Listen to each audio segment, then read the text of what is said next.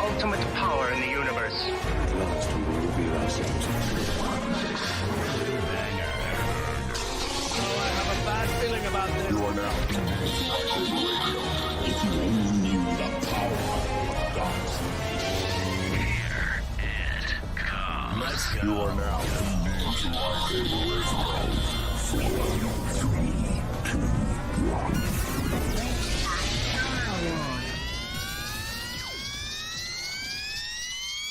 Hello there.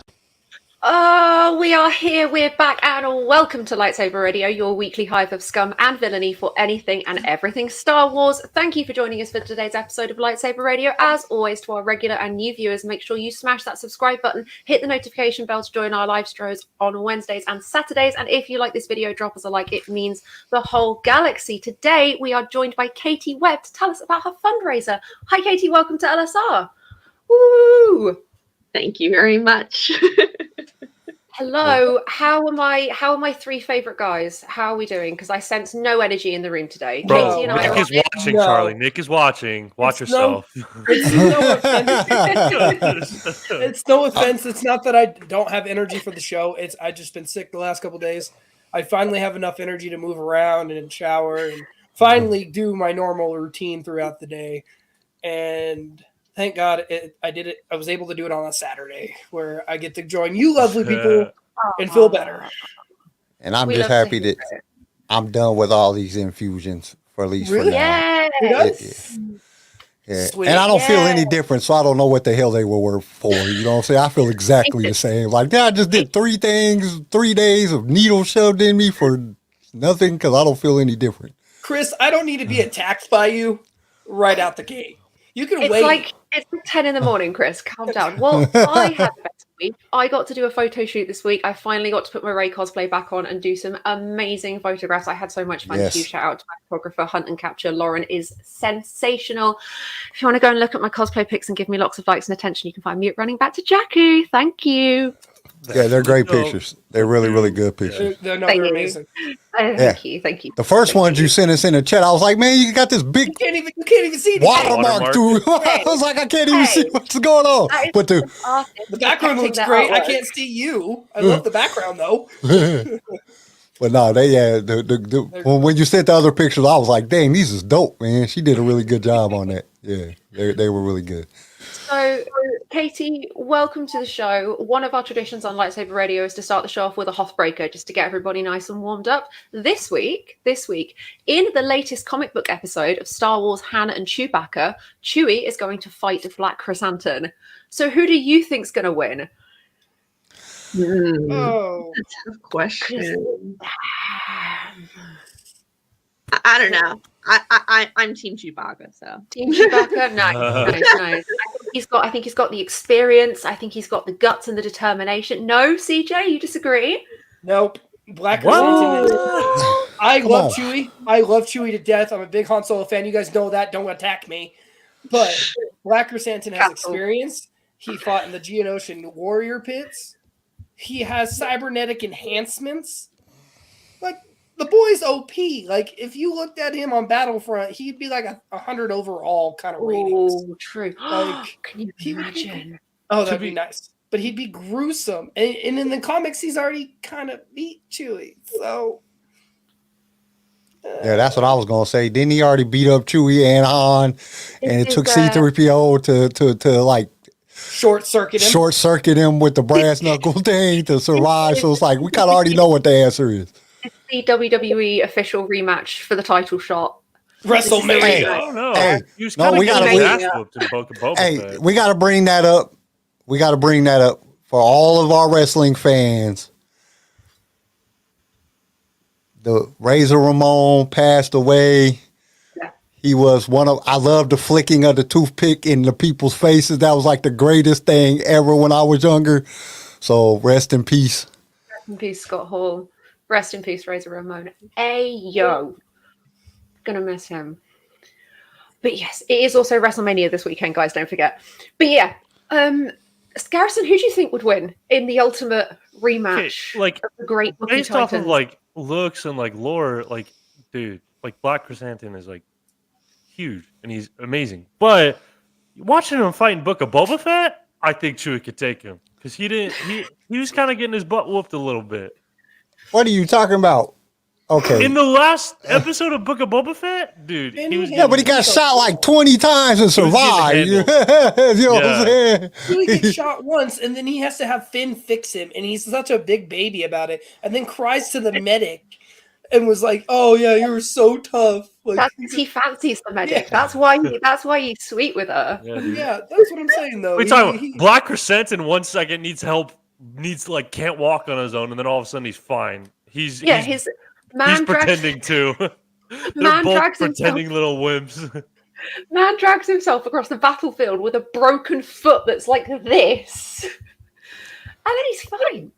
We don't know. He might have snapped it back into place. Don't judge. Don't judge. Is that why Boba offered him the Bacta tank? Is that for the dodged up foot? Yeah, I think so. And maybe a couple of the wounds, from the blasters. As a Rey stan, I hate to betray my favorite co-pilot, but I really do think BK would have the edge. I don't know. I think he's actually taller than Chewbacca as well. I don't know about that. Chewie's kind of tall. Yeah, but Chewie looks like tall and lanky. Black Chrysanthemum looks like an NFL lineman. Yes. Oh my God, yes. Big. Just big. He looks like a defensive end. And Chewie looks like... My brother's best friend was Kevin a defensive Garnett. end. I can kind of attest to that.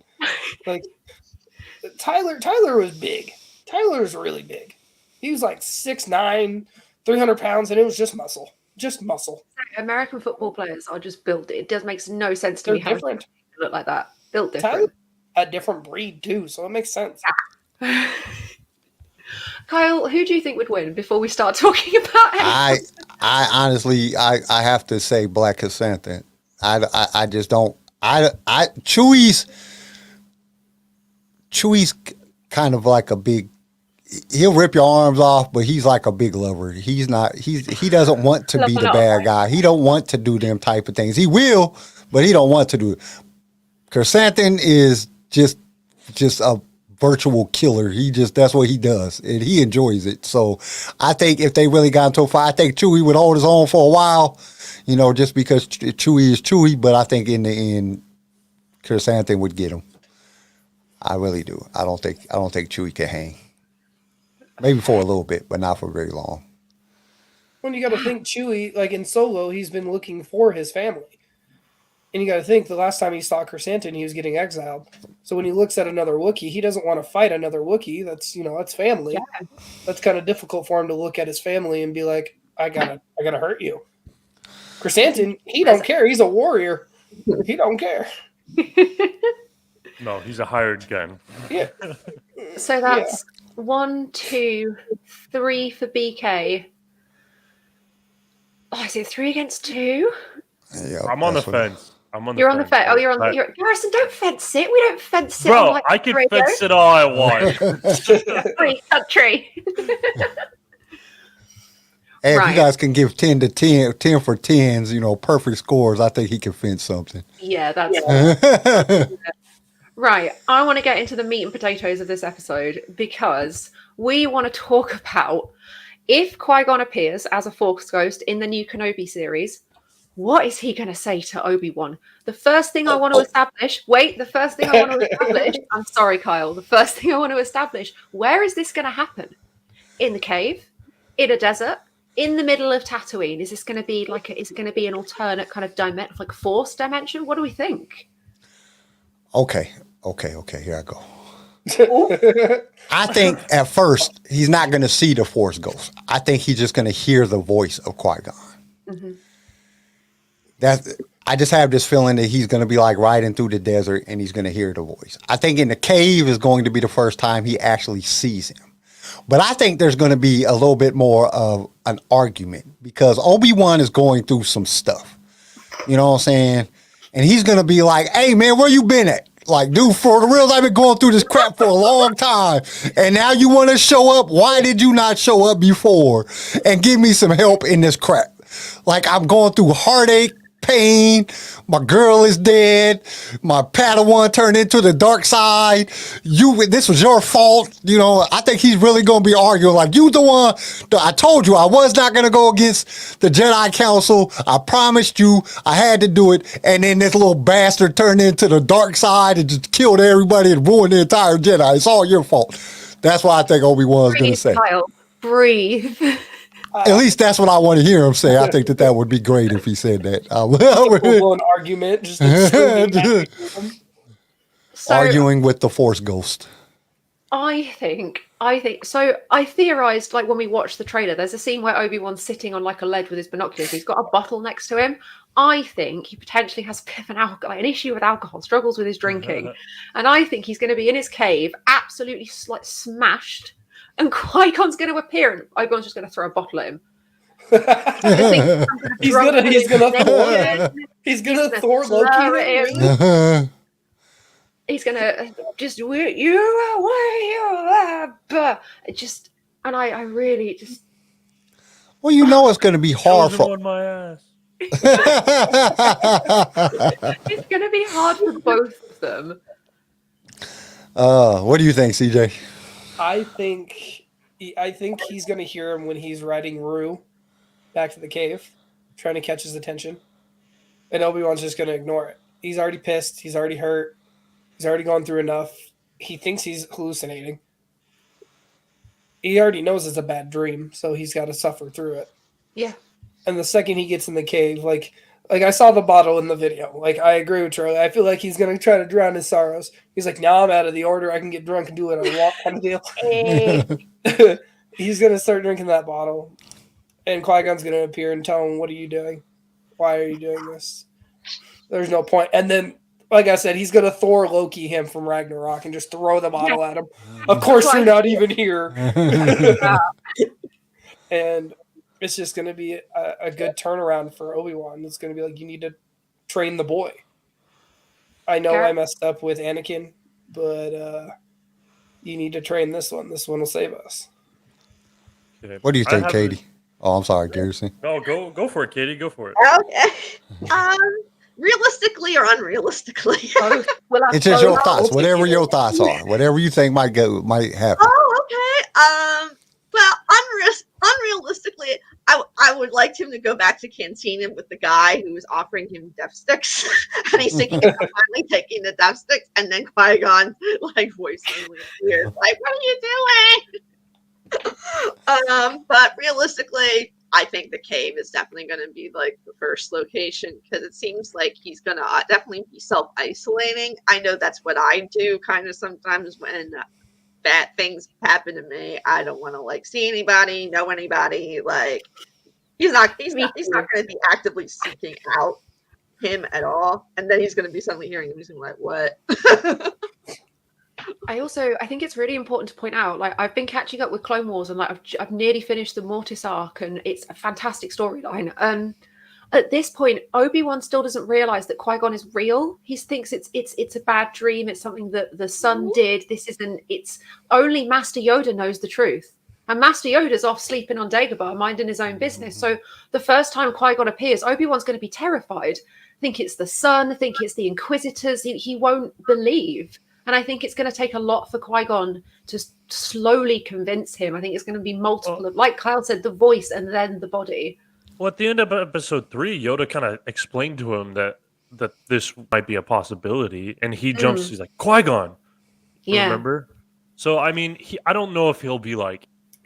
I think he'll be surprised, but I don't think he'll be insanely surprised. I think we'll have a scene where he's kind of meditating in the cave, trying to reach out to Qui-Gon. Is what I think might happen. But I also think like it opens up like a possible like storyline that might be kind of cool that would tie in with the original trilogy, in that he's talking to Qui-Gon and he's lost hope in Anakin completely. Like, Anakin is now Darth Vader. And I think Qui-Gon might try to reassure him like no, I think he might be the chosen one. And I think together somehow they might come up with a plan that Luke is the key to bringing Anakin back from the dark side. That would be a good tie. His kid. Because later when they talk about in episode, I want to say 6, where they talk about what if Luke fails, and Yoda's like, there is another Leia. They don't know that Leia is Force sensitive. Maybe the fact that Leia is another hope is the fact that he's Anakin's kid, and that she's Anakin's kid, and that love will bring Anakin back from the dark side. So I think Qui-Gon might say something to that effect and might tell them, no, like, look at this. This might be an opportunity to bring Anakin back. Okay, real quick, I want to pull up Dylan's comment right here. He says, Qui-Gon is going to appear in the last scene of the final episode. Dude, there's not a second season. This is a mini series. Why you gotta say that? Why are you attacking my heart like that? One time. He's gonna show up way before that. He has to be, just for the simple point, because if he showed up at the last, I mean, they could do that, but then it would just be done.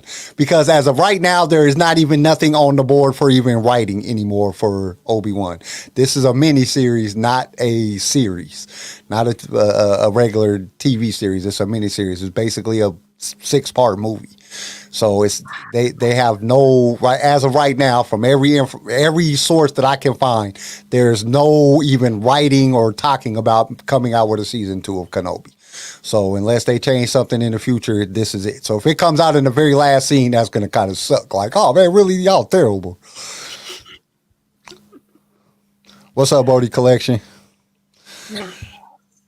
Oh, look at all the regulars joining us. I love this. I feel like I'm at the bar again. That's cute. Weekend at the Star Wars Cantina. We should make a whole new show and call it that. The Weekend at the Star Wars Cantina. That could be our evening, like our evening kind of not safe for work shows. Although we already are for the NSFW, I'll be honest. It just would suck because I can't drink no more for the time being anyway. No. I don't think it tastes good right now. I'm all congested. What I want to see is I want to see Qui-Gon confront Obi Wan, but with like the Liam Neeson Taken level intensity. Like I want to see that Jedi man lose his mind. Like I want to see him rage and just ignore all of Obi Wan's issues and any kind of empathy. I want to see Qui-Gon just.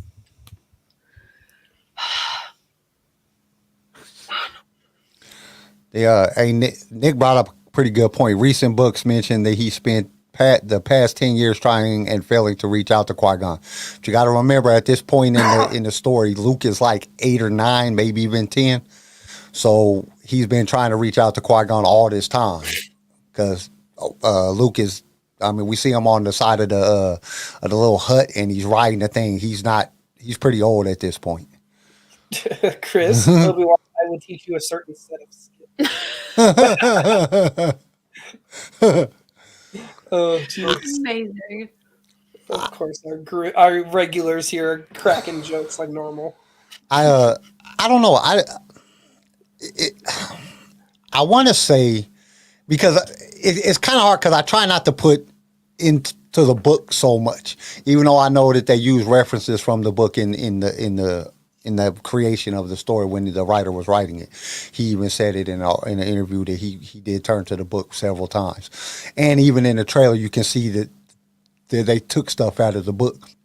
But I know that there was a long period of time that Obi-Wan was trying to commune with Qui-Gon, and it just wouldn't happen. It was at like his lowest point that Qui-Gon came to him. And then, but there's also references in some of the comics and some of the stuff that I've been researching over the last couple of days that Qui-Gon also spoke to Anakin as Darth Vader while he's Darth Vader, Qui-Gon. And that's something else that I would like to see. Like, does he go to Vader and be like, hey, what were you doing, man? I gave you opportunity, you punk, and then you turned to the dark side. What the hell is wrong with you? I died for you. So that would be like, if they're gonna bring out the Qui-Gon Force Ghost, like, why does like let them talk to everybody? You know what I'm saying? I think that would be really cool to, like, you know, let them come in and, you know, Anakin be like, you don't know what you're talking about. The dark side is way better. And Qui-Gon's like, dude, what are you talking about? I've been tempted by the dark side before. It's like getting drunk. You know what I'm saying? It feels good at the moment, but it's gonna go down later on. The residual effects are terrible. Does Vader have a fit like Kylo Ren and just start like slashing at him like, you did this to me, this is your fault? 100%. I could see that. I could see Vader having that conversation and Qui-Gon being like, "You were the chosen one. I can't believe you did this to everybody that loved you and trained you." And Vader just turning around and just going berserk in his quarters, just starts slashing things, trying to get rid of him. And Qui-Gon's like, "It's not working, bro. You just need to hear me out. You just need to hear me out. It's not going to work." I wonder by this point, does Vader already have his castle on Mustafar? Probably. I would it's been guess 10 years. so, with the Inquisitor's like temple, whatever you want to call it, as well. I think the two are very similarly themed. They're also in the same system, I believe. So yeah, I'm guessing Vader does have his, fully kitted out. I'm like seriously invested in like mentally disturbed by trying to find out everything about the Inquisitors. Like I have really been researching way too much crap on the Inquisitors. Like they all die anyway, so why am I researching this crap? Yeah, because Inquisitors, if you haven't watched like Rebels and stuff, you not many people really know who the Inquisitors are. And so I think for this show, because this show's a live action, Ewan McGregor is gonna bring a lot of like fans who watch the prequels who didn't necessarily watch Rebels. So it's got to still find a way to explain who the Inquisitors are without being monotonous and boring for Rebels fans, while also explaining for those fans that didn't necessarily watch cartoons. That's another reason that I think that it might be something that's slower. It gives us more detail, gives us more story, more in depth on each individual person within the thing, without lacking so much that we're just like, oh, this is boring as hell, man. Jesus, is anything ever going to happen? Like poor Obi Wan is just like, God.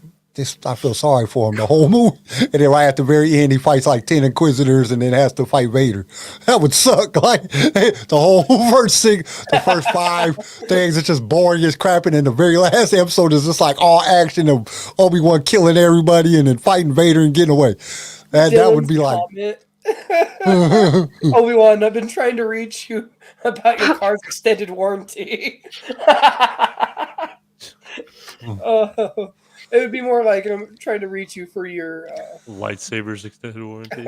Or extended warranty on Rue. Do you have a moment to talk about our Lord and Savior, the Chosen One? Which chosen one? Was Luke the chosen one, or was Anakin really the chosen one? Or was really Leia the chosen one the whole time? He will come. Kyle and I were like, and it might be really Leia. The day of judgment is nigh. Repent.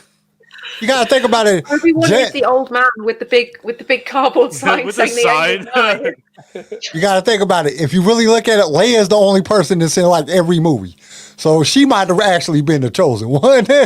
Kind of getting the point that Leia was the chosen one because she was all the way to the very end. Sub assembly required. Nice. Gene, I've not seen you in the chat before. Gene that's your friend Catherine, right? Or somebody that I think there's somebody that is helping with your GoFundMe, right? Yeah. Okay. Yeah, he was one of the first people that actually donated to my GoFundMe. Nice. Hopefully there'll be many more. So let's get to the what if. Are we ready for the what if? Ooh, yay, what if? How many questions you got for us this week, Charlie? That's a good question to ask right off. I have 12 quiz questions for you guys this week. Pretty standard. Are they hard? Yes, we already know they're hard. Yeah. I don't even know why I asked that dumb question. You know the answer to that question. Why are you asking it? Okay, so before we get to the what if, let me ask you guys a question. What do you think is going to be, like, what do you actually think the first words that Qui-Gon is going to say to Obi-Wan? Like, what do you think the very first thing he's going to tell him to do? Can I go?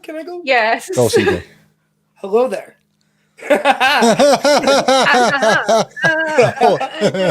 I don't know where I can see Qui-Gon be like, hello there. I don't know where you got that line from, man. I didn't teach you that. That was not very intelligent anyway. But this is what I need you to do. I have a headcanon that Qui-Gon has been following Obi-Wan around and watching him this entire time, and his first words will be, cut your hair, trim your beard, and have a wash. I have a feeling he's going to be like, I have a feeling that he's going to be like, Ooh. What are you doing? What is it that you are doing? You done screwed everything up.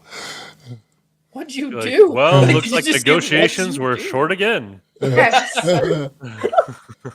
Chris, that would be beautiful. I think a real classic kind of Obi-Wan trust in your feelings. Ooh. Or like an iconic Yoda line. I could just see him being like, what did you do? I gave you everything to be here. You had one job. That's it. Yeah, that's it. You had one job. And you turned him to the dark side. How? That would suck. That would really suck, though. That would. To know that your only job was to train the chosen one and you failed at that. That would just be like, oh man, I just suck. I'm the worst Jedi ever. It wasn't that he turned and the Jedi survived. I agree with Nick. And killed all the Jedi. Like, it was heresy. I agree with Nick though, because Obi-Wan feels like, and honestly though, Obi-Wan's gonna feel like absolute shit. He's gonna blame it all on himself. Yeah. It was all his fault, that he was too hard on him, that he did all this, right? And I think Qui-Gon's gonna remotivate him at least.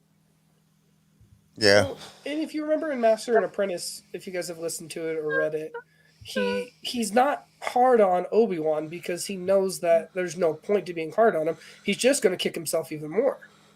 There's no point to it. I have to be more technical because he's got a technical mindset. I can't just give him kind of like a hint and yell at him and hope he understands what I'm saying.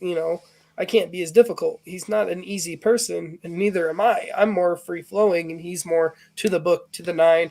I follow the Jedi code, and me, Qui-Gon Jinn, I don't. I am kind of just here. I'm like, hi, I'm a Jedi. Qui-Gon trusted in the Force. Yeah.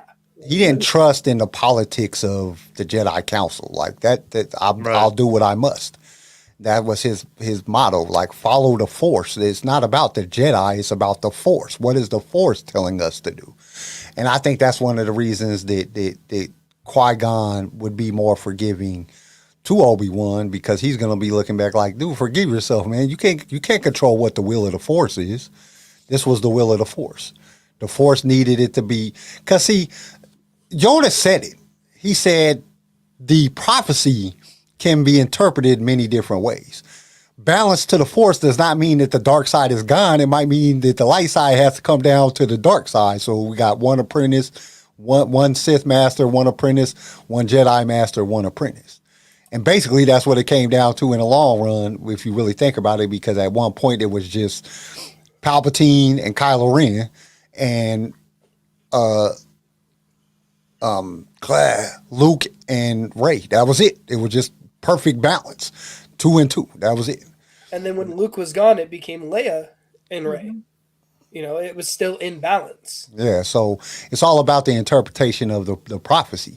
And Yoda kind of knew that. Honestly, I think Yoda knew the whole time. He was like, I'm going to ride this out. This is going to be hilarious. I'm just going to sit back and survive, and I'm just going to kick it. Because there ain't nothing we can do about it. I'm going to go to a planet where there's no life. Nobody can bug me. I'm going to go crazy. But that sounds like a hell of a deal compared to dying. I mean, I don't think dying's an option. Well, and that's something that I didn't ever get. If you really think about it, like for Yoda to be so into the Force and know that when you die, you just go into the Force and all this, he was the quickest to avoid death. You know what I'm saying? He got the hell out of there. He went to some planet that nobody was at. Like, they ain't never going to find me. Y'all go do whatever y'all want to do. I'm going to be over here. Y'all go have a galactic war. I'm going to go chill on this planet with some weird creatures. Y'all have fun. I'm going to build a hut out of mud. I still love that meme. Most wisest person in the galaxy goes crazy over a flashlight. That's it. That is the best meme ever, because he's like, with the flashlight. Knights from Norway. He's old. Okay, he's got whatever. He's got old Alzheimer's or something. He got dementia. There you go. That's you would have dementia too if he was 800 and. Yeah, if you were 900 years old. How old is he then? Like 898 like 900. or something like that, because he dies when he's 900. So yeah. There's like 2 years between A New Hope and your mic's muted. We have a viewer from Norway. How sick!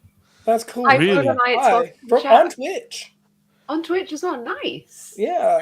Nice. Well, Yoda's lived so long that 2 decades of exile would have been a long vacation. Straight up. Look into the Crimson Rain comic. Crimson Dawn tries to recruit Yoda with a scholar in the Force, and he teaches her. I have something weird going on with the corner of my computer. Teaches her a lesson instead. Ooh. Yoda's still fighting, huh? I dig it. Hey, Yoda is just like, dude, if you could have like, well, why is all Yoda's like apprentices just turn out to be like jacked up and stuff? You know?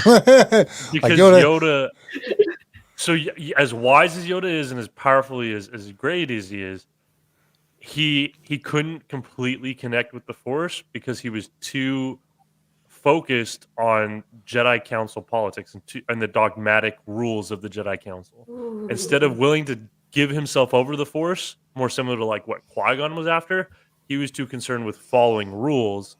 And when you limit yourself, and put rules around what you can do, you limit to where the Force can bring you. That's my theory.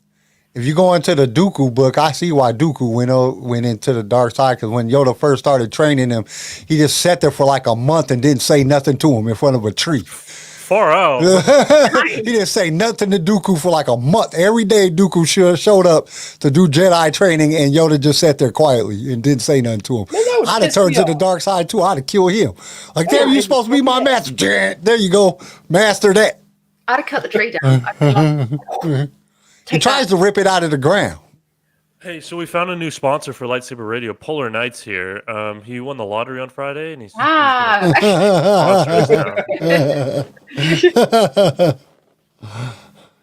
Yay!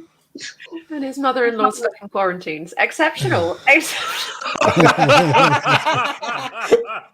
that a good thing, overnight, or is that a bad thing? Is it just you watching the show? Because we can talk about this with you. We can help you figure out what you need to do with that. Right, Kyle. What is the what? What is the what if? What a sentence! What is the what if this week? Okay, the what if for this week is: what if Qui-Gon never died and he was the one that trained Anakin? How do you think things would have turned out different? I'm going to play the promo video. It only takes one decision to decide the direction of the galaxy. A decision that will influence the outcome. But if that decision went the other way, reality as we know it would change forever. The galaxy would be on a different course.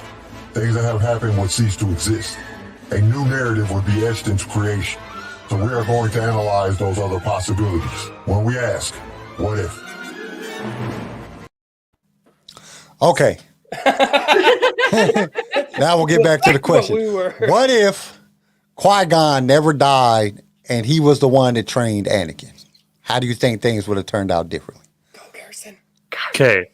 So we already know how the Jedi Council feels about Qui-Gon. They're not all on board with Qui-Gon because Qui-Gon is a little unorthodox, I'll say. He wants to follow the Force and doesn't like all the rules and all the politics of the Jedi Council, right? So I think the Jedi Council are going to be hyper-focused on him and following him around, right? I think one of the reasons they let Obi Wan train him is because Obi Wan was a lot more obedient and submissive to the Council. Qui-Gon's not like that. So they're going to keep a close watch on them, which I think they'll still end up leaving the Jedi. They might become like Greys or something. I don't think they'll go full dark side, but I think they'll end up leaving the Jedi.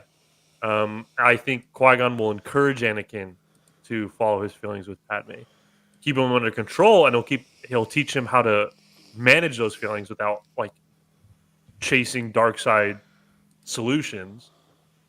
But he won't tell him to suppress them like they would in the Jedi. So overall, I think it'd be good for Anakin, but I still think they would leave the Jedi. Ooh. I agree with you. I think genuinely the council would have been, I think they would have allowed Qui-Gon to train Anakin and allowed Obi-Wan to become a Jedi Knight. But it would have been this incredibly close watched operation. Everything that happened, every discussion, every Force meditation would have been supervised.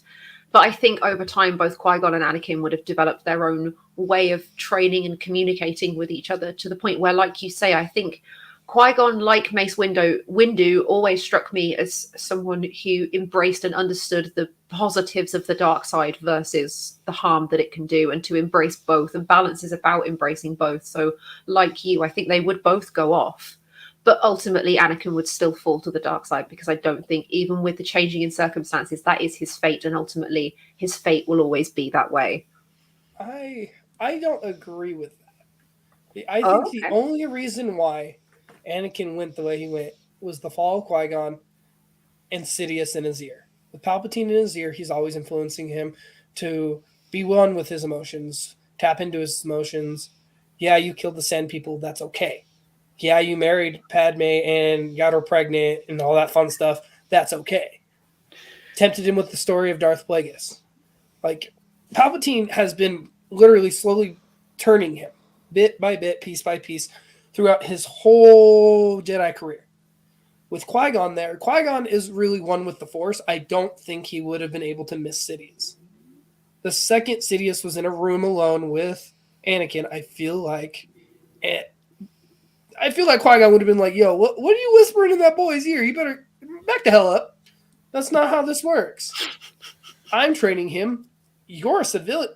And boom, it clicks. I feel like Qui-Gon probably would have died in that fight, because Sidious is the all-powerful, Lord Sidious. And that is how he turned. But if Qui-Gon would have trained more, focused more, and trained with Anakin, I feel like Anakin and Qui-Gon could have defeated Sidious and gone on to pretty much start their own order of just being one with the Force. No politics, no interference from the councils. Like, we all agree on one thing. We all train the same way. We all learn the same things. There's no light or dark. You are just one with the Force. Therefore, you just accept it. Katie, oh no, I was gonna say the same thing. I was at the. Katie, how do you feel? What do you think would have happened? Well, I definitely think that most of the saga would not have happened had he stayed alive. Yeah. That is for sure. I will definitely say that. It would have. I definitely think that he wouldn't have gone to the dark side. Anakin wouldn't have gone to the dark side. It would have been a very different scenario. Me personally, I have a feeling that if Qui-Gon wouldn't have died, the things would have kind of went the same sort of direction all the way up to the point that Qui-Gon found out that Dooku was Darth Tyrannus.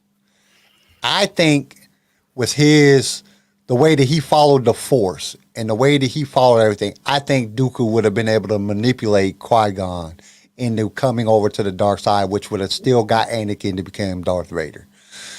I really think that Qui-Gon would have sat back and said, what you are saying is making sense. And then between Sidious and Dooku, they could have convinced Qui-Gon it was about balance. And where the balance was in the Force was not had to do with light or dark.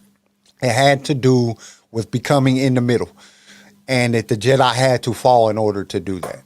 And I think Qui-Gon would have shifted to the dark side. And then Anakin would have shifted with him, because that would have been, you would have had Dooku being Qui-Gon's master and then Qui-Gon being Anakin's master. And then I think, I still think that he would have became Vader as we seen him today, because Obi Wan would have still beat him. But it would have played out sort of the same, but it would have been Qui-Gon would have turned to the dark side. I think that Dooku could have got Qui-Gon to switch over, which would have got Anakin to switch over. I don't know. I've had this dream about that for like a long time, that Qui-Gon actually went to the dark side. I don't know. So that's just my thought process. Darth Qui-Gon sounds sick, my dude. Like, genuinely, he'd be a formidable force as a Sith. He thinks about things. It's like that Palpatine kind of ultimate, like, 4D chess game where every move is pre-anticipated, every possible alternative response to that move is pre-anticipated. He knows exactly what steps he's taking, it's like It's calculated. Really, he's a really calculated character. Well, and that's something that as we journey through Star Wars, and as you get more into, the Star Wars in a whole, separating canon and legends and all that stuff, dark side users are not really into they don't have a whole lot of precognition. You know what I'm saying? They don't get sight from the Force. Sidious is like one of the only Sith Lords that can see the future and see stuff that happens that's going to happen. So, like, it would be so hard to be able to manipulate Sidious. I mean, Vader had to catch him off the spur of the moment because, that's the one thing he couldn't see, that his apprentice was going to take his son's side over his. He thought he was in full control. A little bit of that arrogance blocked his foresight. But everything else, he already knew that it was all coming. That's why he had the Death Star prepared, the second Death Star prepared for the incoming attack. He already knew all this stuff was going to happen. Most Sith don't have that precognition like that. So that made Sidious way more powerful. That's what made Sidious one of the most powerful Sith ever, because he learned how to trust the Force. Trust what the Force was going to show him and learn and do stuff. I mean, I see him being able to manipulate just about anybody that comes around him, and the people that he knew he couldn't manipulate, he hid from. He wasn't trying to manipulate Mace. He wasn't trying to manipulate Yoda. He knew he couldn't do it because they were so in tune with the Force. But at the same time, I think everybody else he could, he was able to manipulate. It was easy for him to manipulate Anakin. It was easy for him to manipulate, Obi Wan. It was easy for him to manipulate most of the other Jedis that came around. It was just a small few because he knew the future. He knew what was going to happen. So it's so easy when you know what could happen to just put the things in place. It's like playing chess and you got your pieces all set up, but you already know what your person is going to do before they even do it, your opponent. And that's how he kind of knew, because he had that precognition. And I think it would just been way easier for him. I just think Qui-Gon would be way easier manipulated, just like Dooku was way easier manipulated than somebody that was, like Yoda or somebody like that. And I think that would have been so much easier for him to get Qui-Gon to come over to the dark side, because he knew what to say to him, and then he would know to be able to tell Dooku what to say to him, because there wasn't no politics involved with Qui-Gon. That's one of the things that made it hard to manipulate Yoda and Mace, is because they followed the politics of the Jedi Order. It's hard to manipulate the politics of the light side. And I think that's where, it became something different. He just hid from them. He hid his dark side powers. He hid everything. And he never really tried to manipulate them a lot. He manipulated everybody else around them so that they ended up having to follow, because they followed the rules. I have one thought about it, though, because Qui-Gon, I think, in Phantom Menace already knows that Dooku left. What happened? I was going to say something, and then you beat me to the punch. It's all good, bro. I was going to see what Catherine thought about this whole what if, because we haven't really got her side yet. We really get into tangents on that what if. We all do. We could all for about 30 minutes apiece if we really could. So what do you think? Like, what do you think would happen if Qui-Gon survived and trained Annie? Qui-Gon survived and trained him. I just think that things that Anakin might have encountered when he was dealing with Sidious would not have happened. I think that it just would have been like a total like you know that meme about the car that's in the interstate and then just turns the last minute. It would have been like that. 100%. Dark side, not dark side. Yeah. Absolutely. We have Garrison. Did you have any final? Oh no, it's all good. It was kind of like on a tangent. Yeah, whatever. Well, no, go ahead. Say what you was gonna say. I want to know. Oh well, it was kind of to Kyle's point. It was how Dooku could like manipulate Qui-Gon, and I think Qui-Gon knew in Phantom Menace that Dooku had already kind of left the Jedi Order, and I think they had different ways of looking at it. Dooku saw the flaws of the Jedi and was like, all right, I'm out. Meanwhile, Qui-Gon, I feel like, had a different view. He saw the flaws and he goes, all right, I'm going to work to fix them from inside the Jedi Order. And I'm going to be the example of the change that I want to see in the Jedi.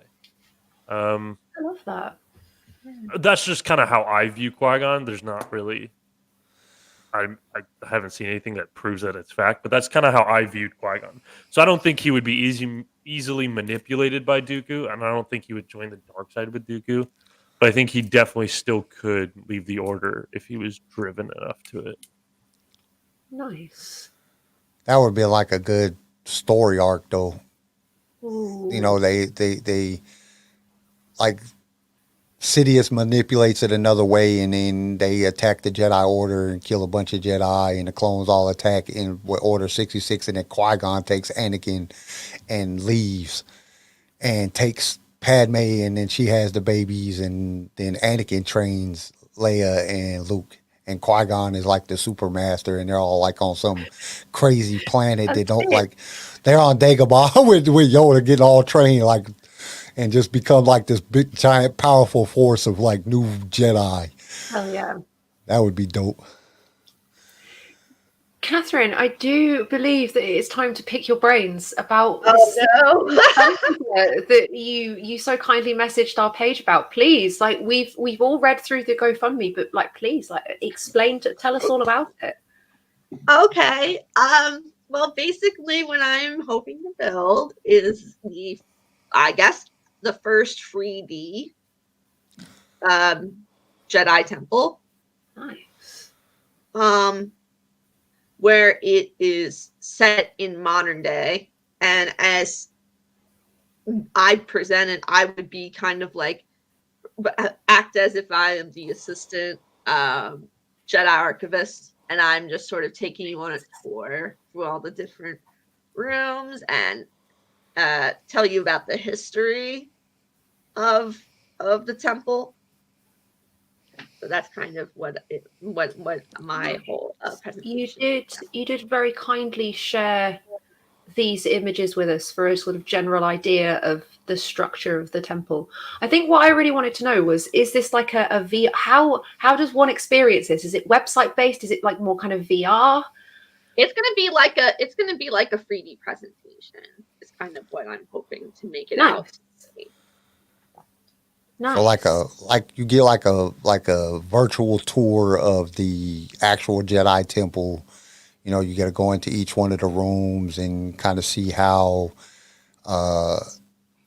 they're present. You know, how they'll be, and then you're what's the word? Like a host or like a presenter that you're presenting the information, and you can answer questions about each one of the rooms and things like that on like a virtual reality type of world. Yes, that is what I'm kind of hoping for, and I'm hoping to take this to different conventions. I'm hoping to take this to the Capitola Comic-Con, which is in next March. I'm hoping to take this to Philadelphia Fan Expo. And I'm hoping to take this ultimately, if I can, fingers crossed, force allowed, to Star Wars Celebration next year. What inspired something like this? Like, tell us a bit more about kind of your history with Star Wars. Obviously, it's something you're very, very passionate about, to have put so much kind of time and thought into such a big project. What's your journey with Star Wars? My journey with Star Wars started in 1997. Hey. When the films were re-released in the theaters, my father, who is ironically a Star Trek fan, took me to all three of them, and that was my introduction to the whole thing. And I just remember being so in awe of the story. Like, I cried when Kenobi got killed. I cried when Han Solo got into carbonite. Like, I was emotionally invested in these stories. Oh, 100%. And my dad, like, I was really bad in school, so my dad, his incentive was just getting me Star Wars action figures. So literally, like, my room was full of them. Because I was like, oh, if I'm good, Nice. I can have my own Tatooine and have my own battles, and I certainly did that. one of my most prized possessions for a long time was the Pizza Hut poster of Yoda, where if you turn it to the back, it has the dialogue of him from the movie. And I was like, that helped me actually learn how to read better. I thought I would turn the script and be like, okay, do you understand what's going on in this? Like, okay. This was much better than him trying to make me read Davy Crockett stories. Let me tell you. Fair. Hey, Star Wars gets places. I think Star Wars helped a lot of us in school because I know it did me. I was like, I don't want to read none of these books. Oh, here's a Star Wars book. I can read this. This is great. This is way better. I'll do a big book report on that. Now, when you was coming up with this idea and you were setting it all down, like how you wanted to do it and things, was there any like major concept that you just really wanted to capture? Because when I was reading through the GoFundMe, I was like, okay, this sounds pretty cool. And then there was some things that just was like, that kind of like threw me to the left field a little bit, like, modern day Star Wars weaponry and stuff like that. I was like, okay, what? I just didn't understand what you meant in that concept. Okay, well, the temple is based in the modern world, so it would be me going into a Jedi temple that is made in today, because the temple that I am going to be touring was built in 1660. Okay. Wow. So this is actually like, Jedi came then and started training people, and it's just like 15 generations worth of Jedis that have come through that place. So there's that. I can understand why people would be thrown off a little bit, because some people are like, what's the whole modern thing about? But what was my inspiration for that whole thing was I was working through my own saga of sort of like as Rise of Skywalker Fix It. And I ended up reading this fan fiction story that was based on what would happen if during in the middle of the Vietnam War, or just after the Vietnam War, the Sith invaded Earth. And when I first read it, I thought it was the most ridiculous idea I've ever heard. I'm going to be honest. I'm off a bit left field. But the more I read it, the more I was like, you know what? This is actually really great. And I think the wheels sort of started turning in my head about what if I sort of did something where I talked about the future lineage of Ben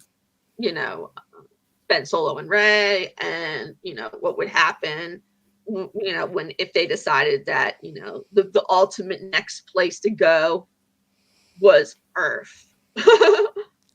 To start finding people in the Force. It kind of reminds me of the Star Wars origin short film on YouTube, where they're here on Earth and they find a Star Destroyer here in the desert. That was a really cool story when you really put it down to it. When you really watched the video, I was like, why are they on Earth, man? They're like, what is going on, man? But then when you actually watch it, you're just like, oh man, this is kind of cool. Just some archaeologist finds a Star Destroyer on Earth under the desert. That would be kind of cool. So I could kind of see where you're coming from on that. What is the ultimate goal that you have for the whole project? I mean, we understand it's a passion project and it's something that you're very passionate about. But what is the ultimate goal? What would you like to achieve in creating this whole virtual reality Star Wars? Are you thinking about taking it to Disney? I think that's what I got. It becomes this sort of. Would you that would be amazing. Oh my gosh! What I would love to do is eventually, if I am able to film some of the actually live film in front of an audience, but there's other parts of this I definitely want to focus on.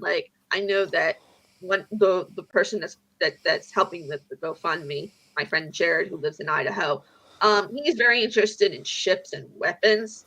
So talking about how in terms of Earth history, how eventually Earth embraced the Jedi weapons and weaponry.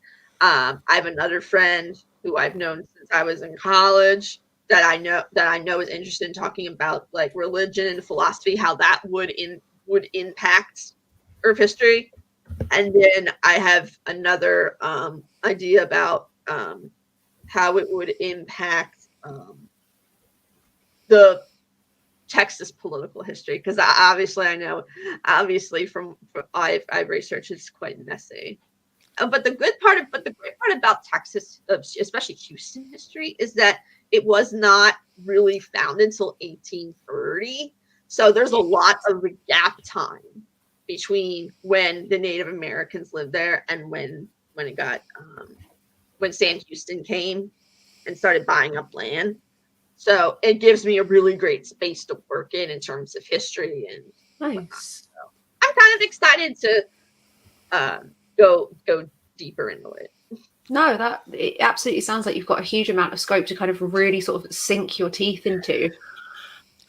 What I think I was most interested in, as like a really big fan of the sequels, why Rey and Ben specifically? Obviously, like we're not too sure if these stories will be continued to be told in like Star Wars movies and Star Wars TV shows through Disney, but why? Like I'm really interested, and also the name choice of Jaden, because Jaden and Jason, there we go. Jaden and Jason were Luke, Han and Leia's twins from the Legends books, if I remember correctly. Yes. Yeah, I it's kind of a nod to Legends in a little bit. And I'm kind of shifting the generation downward. So instead of it being like related to Han, it's more Ben's and going, and Rey's totally going through this. So go ahead. What about the artists that you're working with? Like, are you the one kind of creating these 3D spaces, piecing them together? Are you working collaboratively with other artists? The money that I'm raising right now is going to go towards a couple of different artists that will be working with me to create this. You know, it was interesting because when I first came upon this, I thought, oh my gosh, I'm going to be spending like $50,000 to $100,000 on this. But you know, with the blessing of technology and you know how fast VR and 3D have so easier these days. It's so much cheaper now than it's ever been, and it's so easy to make something really beautiful. Oh, absolutely. And, I am just really excited to show people, you know, sort of like my own canon divergent, you know. So is this is the artist that you're working with, are they going to be using like do you know if they're going to be using like Real Engine or something like that to make it a real immersed world that, you know, somebody could go online and they could really get in there and maybe even hire some voice actors to play different characters within the Jedi Temple, you know? Yeah, that's actually what I'm planning on, because I'm eventually interested in getting some you know, some different perspectives, like as if the Jedi are speaking to you and telling you their side of the story, because I know that there's certain characters I'm really excited to be bringing it out, sharing with you while I'm doing this tour. And I know one of them is especially how you know the Jedi Temple was during the times of slavery. And there's going to be a character that is a runaway runaway slave that ends up joining the Jedi. Nice. And what happens when he does. So it's kind of like turning the Jedi Order into like something that can be a historical thing that has to do with it. Yeah, educational and you know, where you can learn from like. That's pretty cool. Thank you so genuinely. Thank you so much for sharing these ideas with us. We love creativity here in LSR. We love the passion and the power behind Star Wars fans and the Star Wars community. I don't know if you got a chance to listen to last week's episode. In New York, there's currently a fan organized display of fan merchandise from Star Wars happening in a gallery, and it's like 600 plus pieces of merch. There's like full scale like Jabba the Hutt models. There's Anakin's pod racer. It's all like this is what I love about the Star Wars community. You can find people from all over the world willing to kind of do anything, go with anything. We love to hear it. Thank you so much for sharing. You guys can find the link to Katie's GoFundMe on our social media via her various Instagram accounts. Make sure you give it a check out, because I think it sounds like a really fun idea. Thank you. It's so nice of you all even wanting to have me because you guys are the first folks to interview me for this. And when I first started sending out messages to people about this, I was like, nobody's gonna want to see. It's nerve-wracking. Like, we get it. Well, it's just everybody has to remember everybody has a creative process. People are creative in different ways. And I wanted to have the conversation with you because I wanted to learn more about your idea. Because when I was reading through the GoFundMe, like I said, there was just certain things like, because in all reality, the title kind of threw me off. It said, the first, Jedi temple in the US. And I'm like, I'm really, when I'm reading it, I'm like, dude, it's going to be like, Rancho Obi Wan, but it's going to be a Jedi temple where you could actually go to, and and then I was like, wait a minute, it says virtual. So then I'm like reading through it, and I'm like, okay, I was just confused about what the idea was. So that's what really captivated me to want to talk to you, because I wanted to get more detail on what you were really trying to do. And then, it might be something that we could, look into helping you out a little bit with when it comes down to designing, or to, help you with your GoFundMe and stuff, so people can get the actual concept of what you're really trying to do. I'm open to public opinion. So, and, it's going to be 26 rooms, and, it's definitely, and there's only going to be one boring room, and that's going to be the visitor parking lot. But all the other rooms will be exciting, I promise. Amazing. Right, you lot, buckle in, because it's time for some news and rumours, because good Lord, has it been a week and a half of Star Wars news. Ah!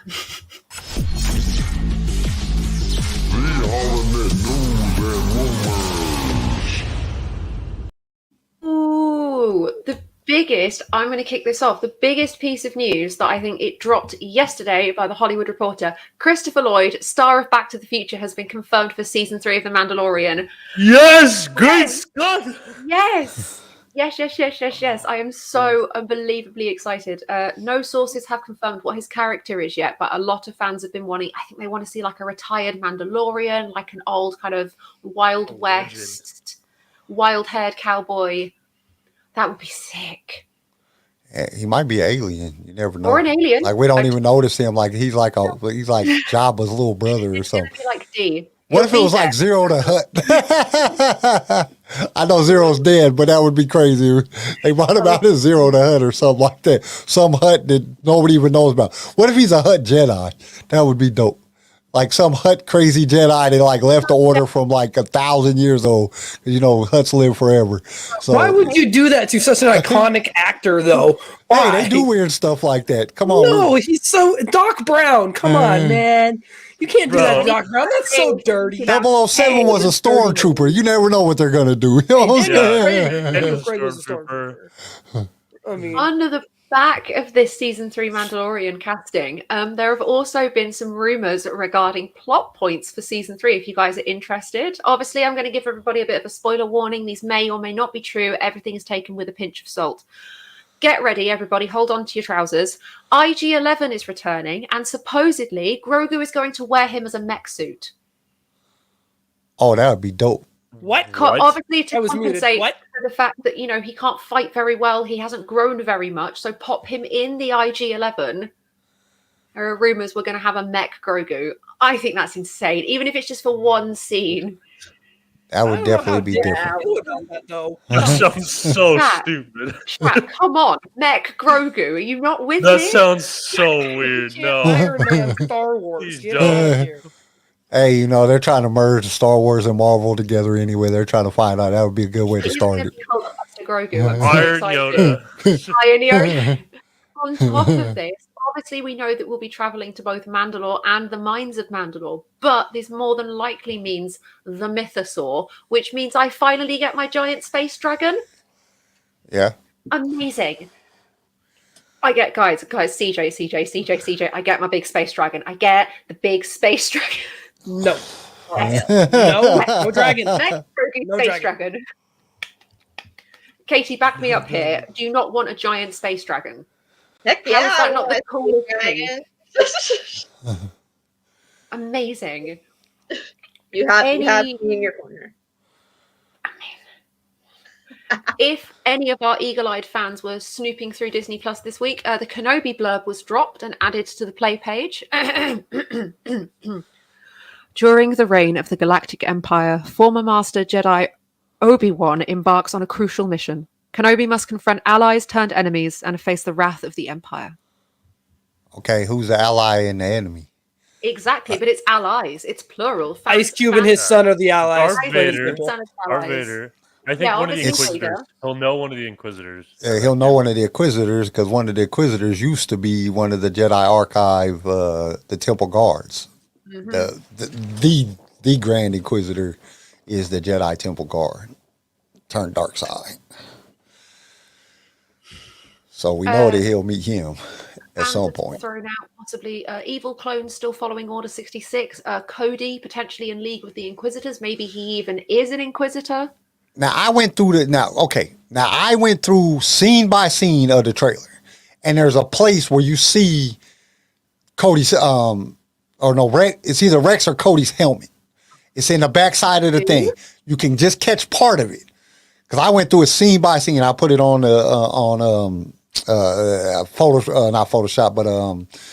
Premiere and went scene by scene, and you can kind of catch it because somebody said it on Instagram. I was like, y'all are full of crap. I didn't see that, but you kind of can see it, and it's like part of the helmet, and it's standing on the backside of the rock. So it's like, do we get to see Cody or Rex in the series? That would be super dope. Obviously, we saw this head in the trailer. We can 100% confirm that this is Tamara Morrison's bold little head. Look at that, lovely. Same ears, beautiful.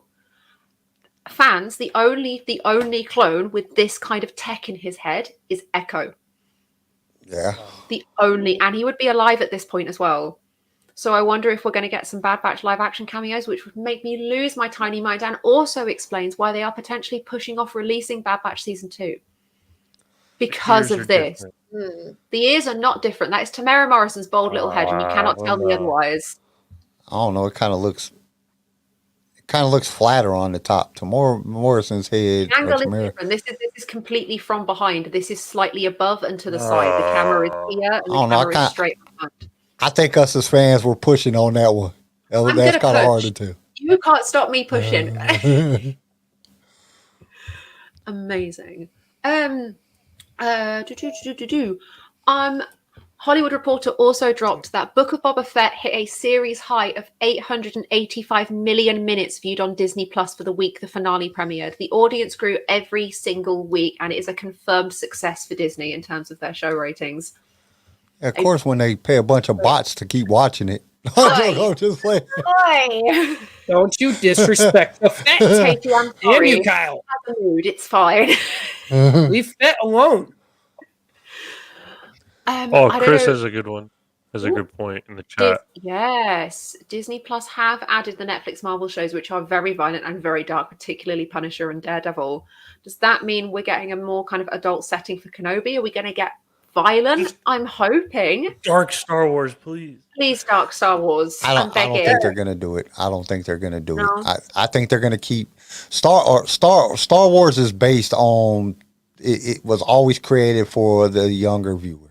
And I don't think that Disney's going to push that. I think they're going to, at most, give it a PG-13 rating. I don't think they're going to do anything over that. PG-13 still be dark?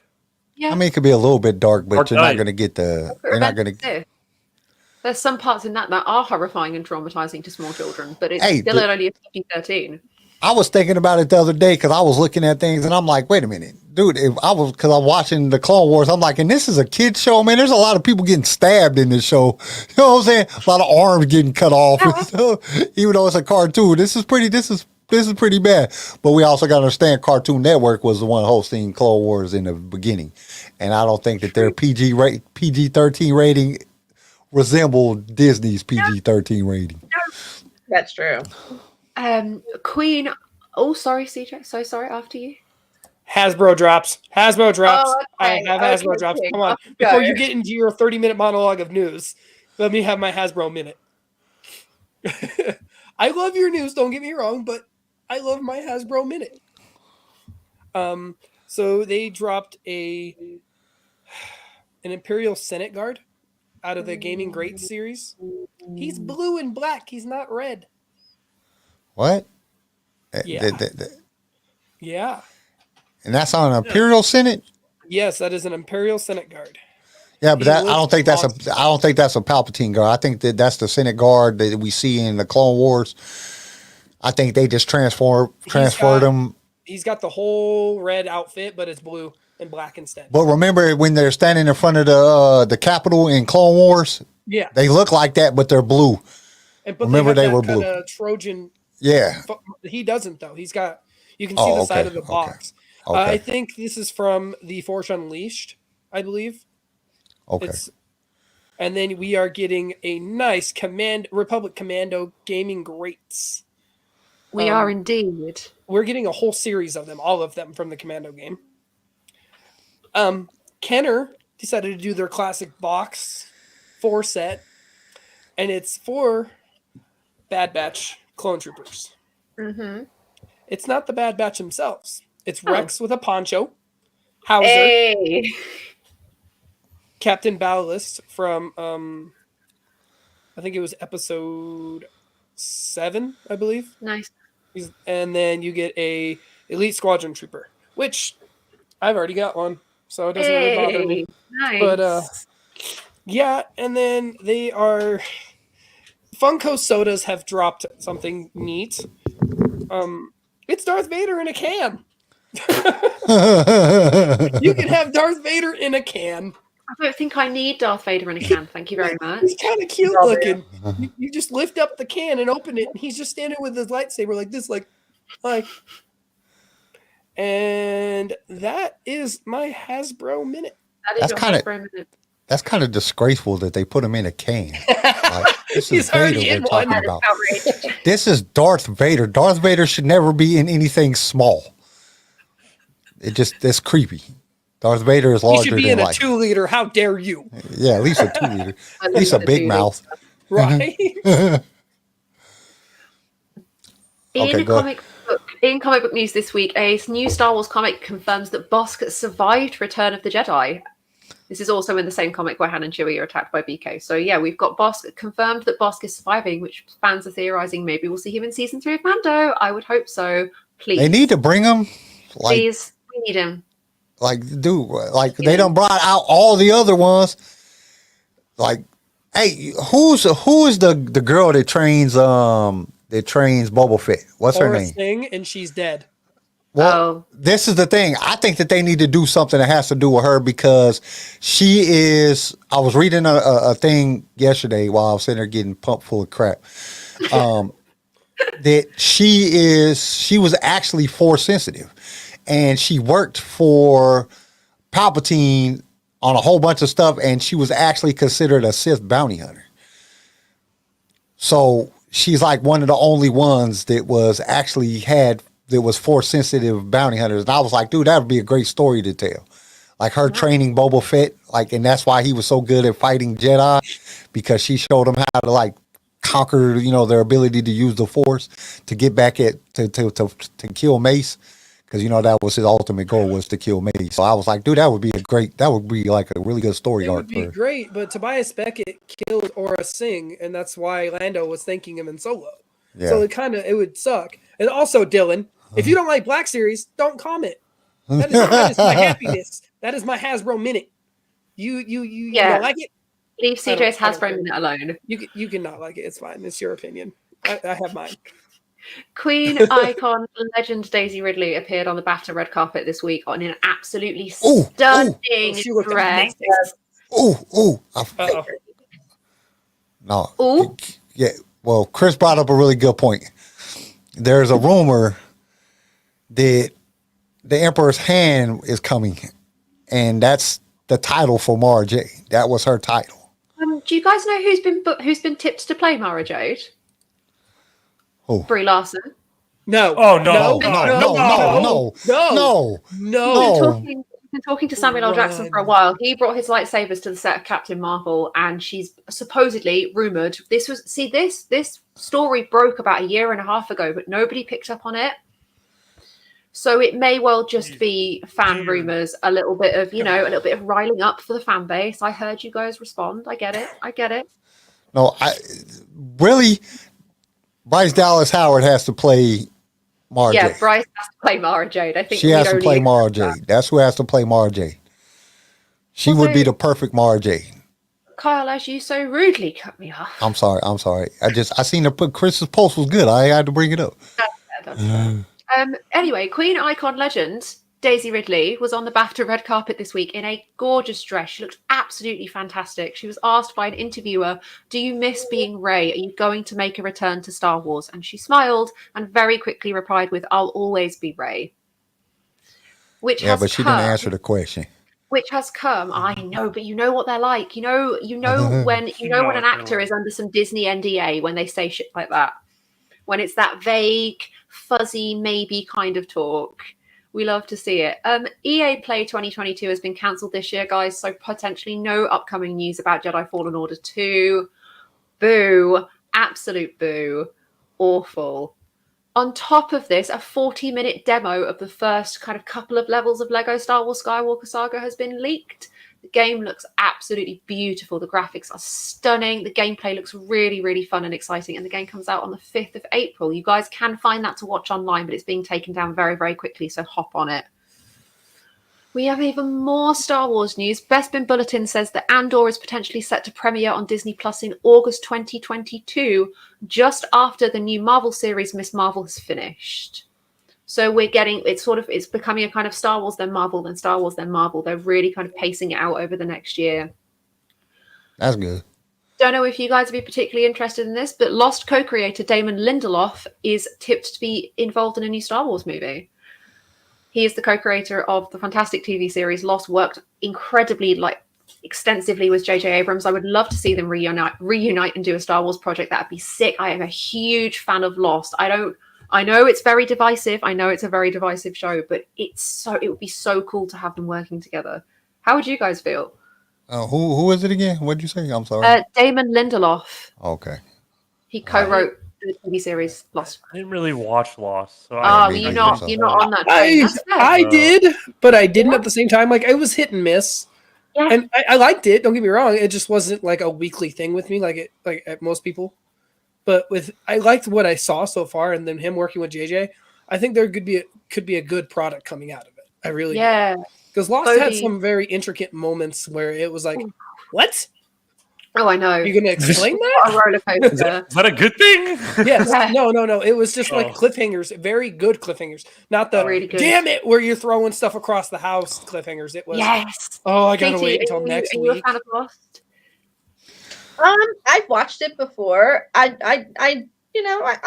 genuinely enjoyed it. I mean, I was a lot younger then, so I kind of like the whole progression into. A lot of people had a lot of issues with the finale. Oh, I know. I'm aware. but at the time, I was like, dang, what a cliffhanger. Absolutely. I think it would be nice to have JJ back. I mean, I think he worked under some really difficult circumstances with the sequel series. So I'll definitely be interested to see how it would work out doing it this time around. I would love to see the pair of them unite. My last little bit of news, which is probably not surprising to anybody, Galactic Star Cruiser is struggling to fill their rooms. According to SFGate, which is a San Fran news website, there is availability throughout August to December, including multiple weekend blocks, and there are even weekends available in July, which is Disney's biggest month. There are legitimately weekend slots available in July, which is I'm sure you guys know, impossible for any Disney park. At $5,000 a room, they should have a whole lot of openings. I have watched every video. I've watched the Steve-O channel, not Steve-O like Jackass Steve-O, but another guy. He's done it. Oh my God, Steve-O at Star Wars. Let's go. He just do his own stunts, not the point. And I saw Ordinary Ventures and Always Believe. And you can tell they were kind of like nudged into saying the right things in the right moments kind of stuff. And it was very aggravating. And then the prices for everything inside the Star Cruiser in the shop are outrageous. When you go outside, you can't buy any of that products that you get in the cruiser. Everything says Star Wars on it. It doesn't say Galactic Star Cruiser. It just says Star Wars Galactic Star Cruiser. And it's nothing intricate. It's nothing fancy. honestly, it's not worth it. I'm not trying to bag on Star Wars in any way, shape, or form, but honestly, I could probably build a better attraction in the backyard of my apartment over here than they did in the last year and a half of putting that together. Nick, that's a really good point. They massively overestimated the market for super rich Star Wars fans. Like, people who go to Galaxy's Edge are people who first and foremost are season pass holders, so you get a discount on the tickets anyway. And so the money, instead of being spent on tickets and hotels, it's stuff and things. Whereas Galactic Star Cruiser requires all of the money you'd need for a single Disney holiday, not including tickets to other parks, other parts of Disney, hotels, accommodation, cars. It's so extortionate. It's unbelievable, really. If it was me and I was Disney, I would do like a package, like a reasonably priced package, $500, and you get to see everything. Yes. You know what I'm saying? You get to see the entire, you go to Galactic Star Cruiser for the weekend, you stay there, you get to leave, go to Galaxy's Edge, and you can come back, you know, where they should have made it more like a hotel that's Star Wars immersive, and then allowed you to do what you wanted to do. Not being stuck in this hotel like you're in prison for 3 days and you're only stuck doing their crap. You know, and then you want me to pay $5,000 for it. Like, I'm not paying $5,000 to go be a prisoner. Like, I can go rob the liquor store down the street and I can get a good 5-day vacation easily. You know what I'm saying? So the biggest thing is we are spending $1,400 for 4 tickets on top of maybe another, well, with the gas prices, I can't even afford Galactic Star Cruiser, but not the point. With gas, we're probably spending maybe $2,000 to get there and get the tickets, on top of maybe another $1,000 worth of merchandise. Yeah, like it's $3,000 gets us what we want at our own expense and how we budget it. Yeah, $5,000 makes me broke, homeless, and sleeping in a car. I can't do that. Most people can't do that. This is not a middle class purchasing rate. This isn't even a middle to high purchasing rate. This is outrageous. At least take me to dinner before you try and screw me out of my money. Right? Like, are they handing out Astroglide at the door? You know, it just seems like Disney thinks we're stupid. Like, you're nasty. They're like, it seems like they think we're stupid. Like, just give the mindless zombies anything Star Wars and they'll give us money. No. Like, that we don't care about quality or we don't have common sense. We're just anything Star Wars, take my money. No, we want some good stuff, please. Right. We may joke around with that. We may joke around and say, give me, take my money. But stay the hell away from my bank account with this. Yeah, stay away from my I will physically fight you. I will find you and fight you if you mess with my bank account with this. This is a little outrageous. Right, Katie, are you ready for this quiz? Because I think it's I had a few news things. Dang, you just gonna cut me off? I don't even get to say nothing. Yeah, that's what you do to me. I'm sorry. There's a lot of shade right now. It's getting a little dark in here. Sit back. Okay, so on Geek Tyrant, they rumored Lucas is in the development of a new, very special Star Wars animated series. And let's see here. Star Wars composer Kevin Kiner, who worked on shows such as Star Wars Clone Wars, Star Wars Rebels, and Star Wars The Bad Batch, while he was a guest on the Convert Call, he revealed the following. He said that they have been working on a new project. Mm-hmm. It is a Star Wars project. Mm-hmm. He can't really say nothing, but he said it's freaking great. Mm-hmm. He says at the point Lucasfilms and Disney were given a full orchestra for every episode. Oh. Now this is rumored because, Geek Tyrant has not been the greatest source of information. I did try to find the interview. I couldn't find it on the show. I will find you the interview and send you the link because I've watched it. It's okay. All of that's legit. It's them. I think they're doing we covered this a couple of weeks ago. They're doing a charity podcast with Rexing Around and a couple of other Star Wars people, and they're interviewing, raising money, and they talk about, people think it seems to be Tales of the Jedi. That would be dope. Which is this kind of sort of 4 kids all together. This came out. They released this 2 days ago. So yeah, the interview's been out for a couple of weeks now. I think about at least a week and a half. Everybody in the chat, quit getting inappropriate here.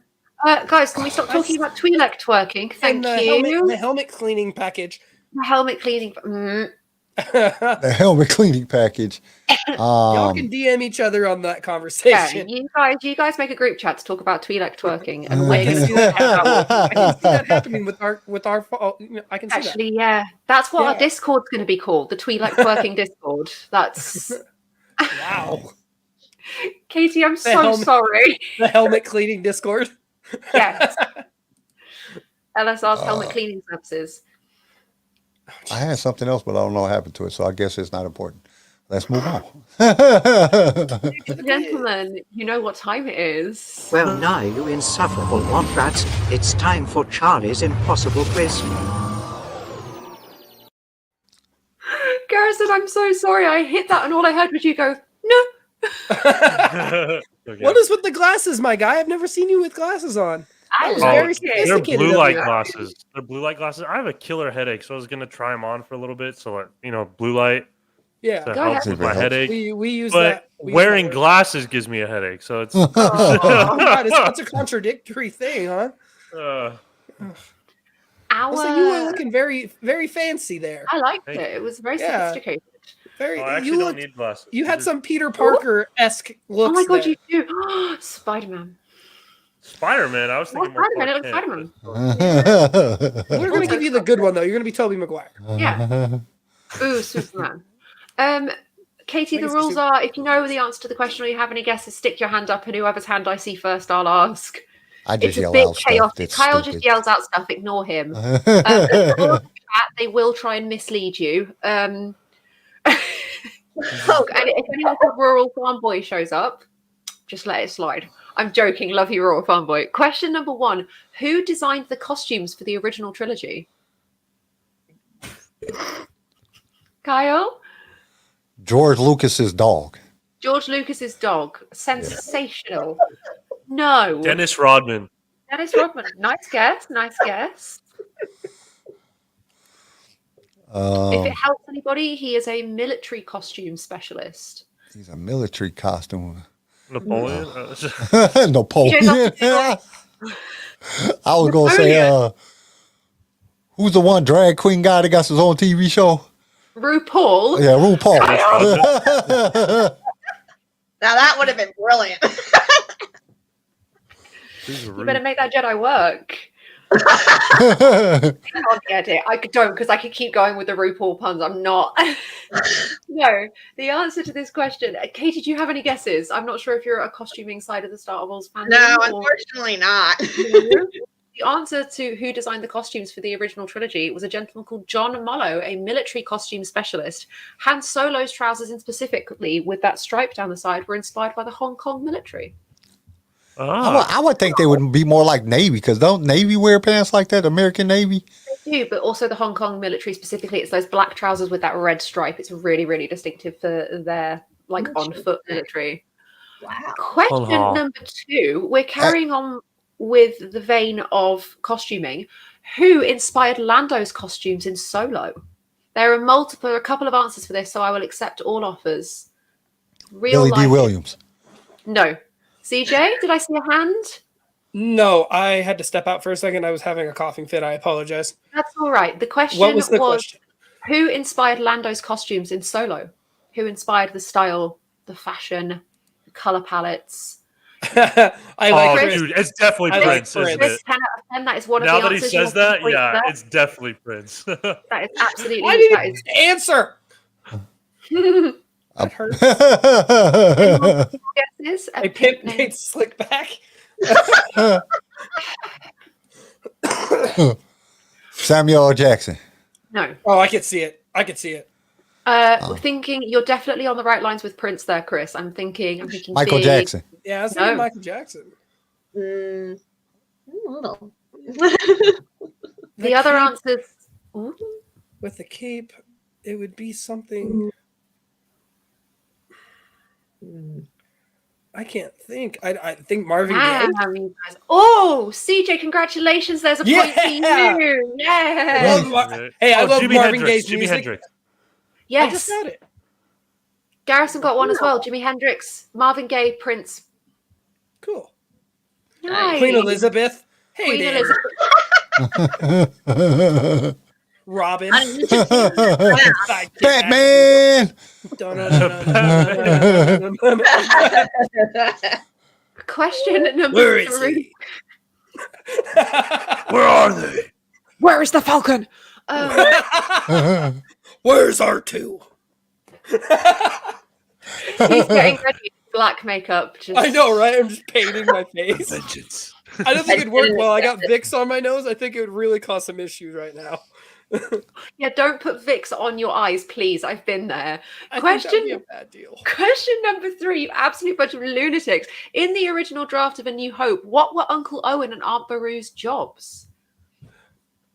CJ? Moisture farmers. No. Regular. That's a farmers. lie. No, it isn't a lie. Just regular. Katie, do you have any Distillers. guesses? No. Moonshiners. Moonshiners. Hey. No. Oh, man. Owen's Did got it that have look. something to do with a liquid? No. Death stick dealers. Spotchka sellers. Spotchka. Potato L'chaim. farmers. You leave Idaho alone. You stay away from the Idaho that I am. Potato farmers. Hayden, I really want to give you the point just because I love it when you rip into CJ. They owned a Leave diner. Idaho alone, man. I got it. They owned a diner, and Luke went around on his roller skates delivering food to people.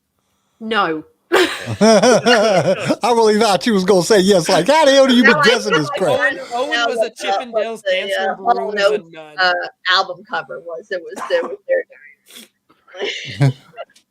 No, the answer is they were anthropologists. Wow. Okay.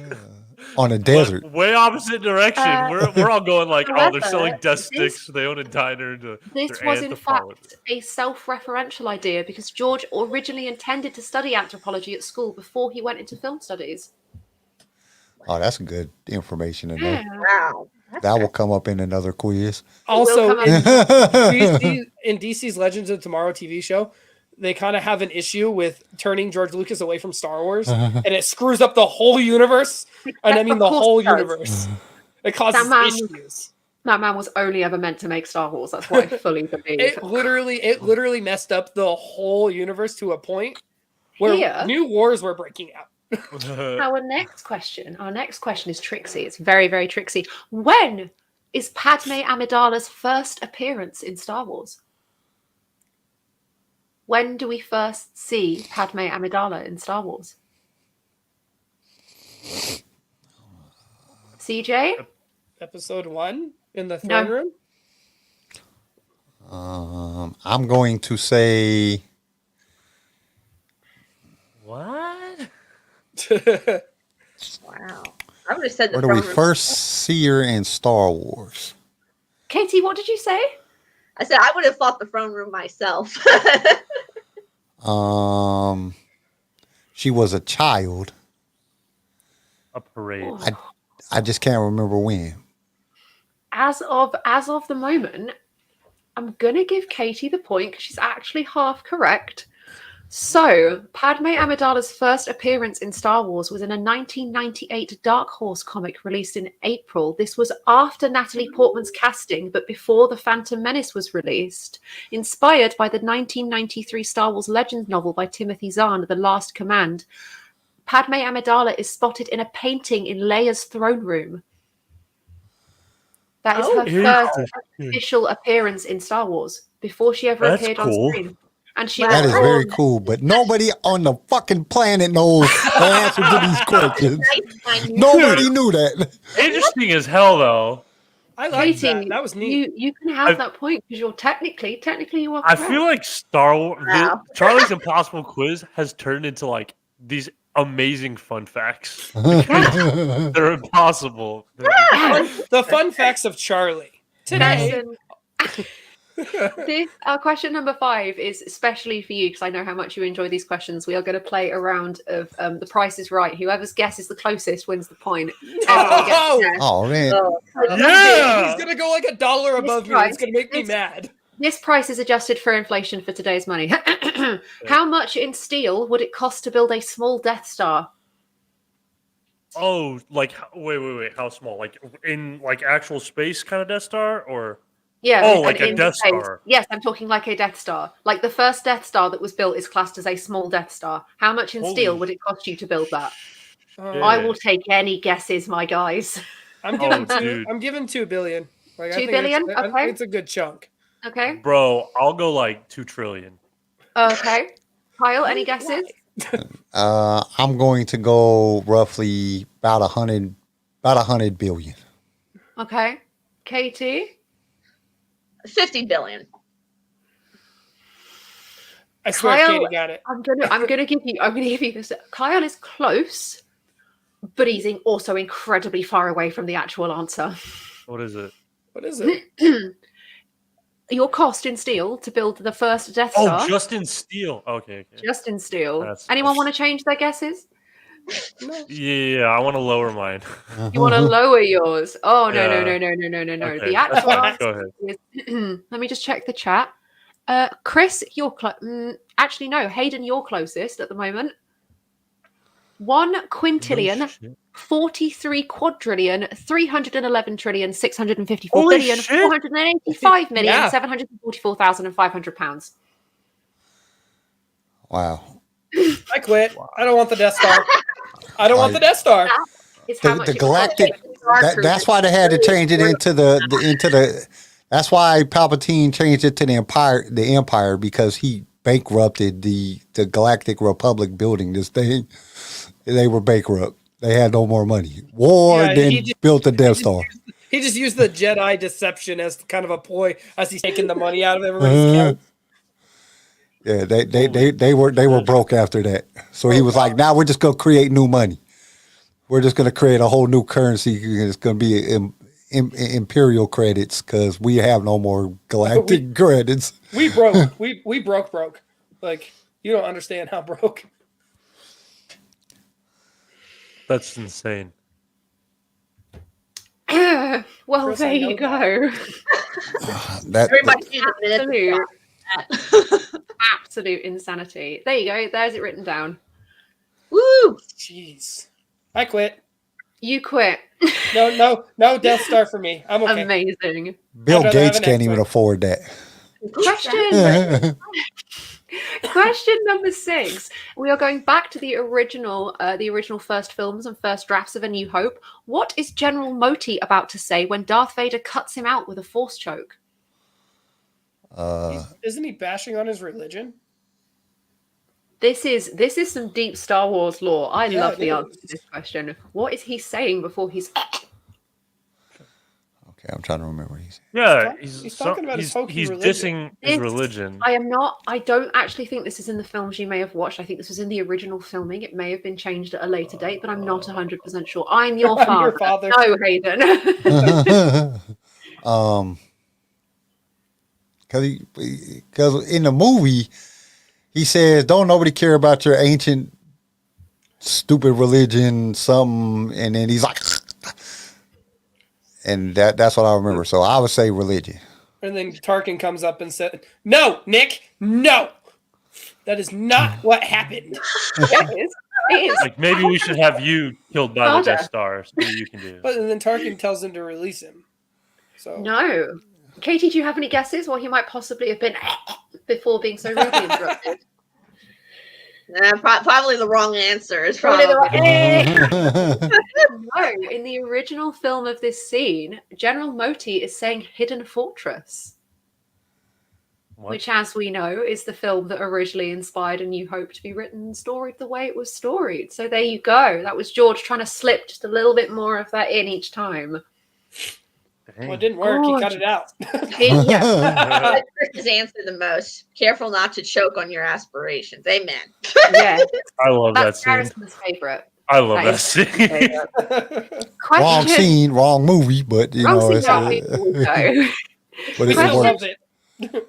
Question number 7. Who is the most famous Star Wars fan film creator? The most famous fan film creator? Oh, Yeah. I don't even know that. There is somebody who has created a watched Star Wars it. fan film who is a celebrity. Who is that person? Samuel Jackson. No. I wish. It's not who I think it is. It's not Star Wars Theory, is it? Dude, the guy who played Maul. No.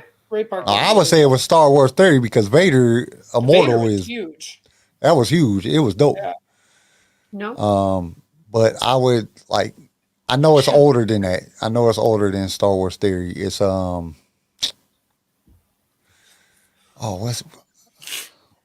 the guy's name?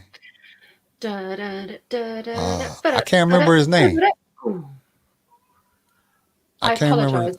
You can hear the dog. George Lucas. George Lucas. No, the most famous I'm doing that. Star Wars fan film creator is an actor called Topher Grace, known for Fox's That 70s Show and Spike Lee's Black Klansman.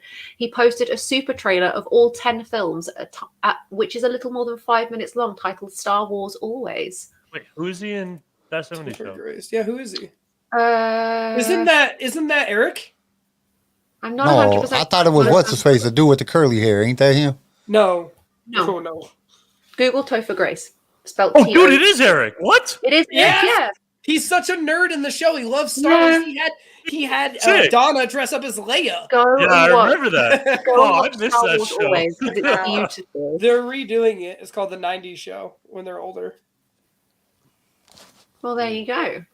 Question. I don't think it's going to be as good. No. Question number 8. What inspired the design of the Praetorian Guards? Trojans. No. Oh. Romans. Oh. Vikings. Vikings, no. Greeks. I said Romans. Nope. Any guesses? Egyptians. No. Monks. No. We're not playing this game, Carl. Is it not the actual Praetorian Jesus. Guards of Rome? No. What? Jesus. No, not Jesus. Katie, have you got any guesses? The 12 disciples. He's busy laughing at everybody else's answers. Oh, okay. No. Samurai. No, it's Garrison, there's the point. Huh? Samurai? Yeah. What'd you say? Inspired by the armor was inspired by the function of samurai armor and the look of 1950s muscle cars. Yo, that's dope. I was gonna say the Greek gods. That was my next guess. The function and motion of that kind of stacked samurai armor with like the shoulder pieces and the neck pieces, and then also this kind of big, beefy, angry looking, strong lines, all of that good stuff about muscle cars. Yeah, I would not have guessed that. Yes. Never forget the day that George Lucas brought a jar of termites into the design department and was like, you know those creatures on Geonosis? Make them look like this. Legitimately, he had a house termite infestation, Katie, and the man brought in a jar of live termites and gave them to the art team and went, I want this. That's not even okay. That sounds very Lucas of him. You know? It's very Lucas of him. Question number 9. How old is the Halcyon Star Cruiser at time of boarding? CJ? 250. No, super close. What? I said I wasn't finished with my guess. I was like 50. I was going to say 55. No. Oh, okay. How old is the Halcyon Star Cruiser at time that you board it in Galaxy's Edge? How old is it when you... thing. That thing, yeah. 6 months.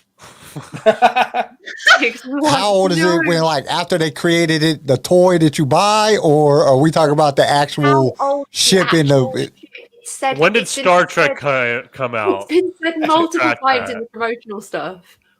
I'm gonna say 220 years old. No, the ship is being launched for its anniversary. What is the year of that anniversary?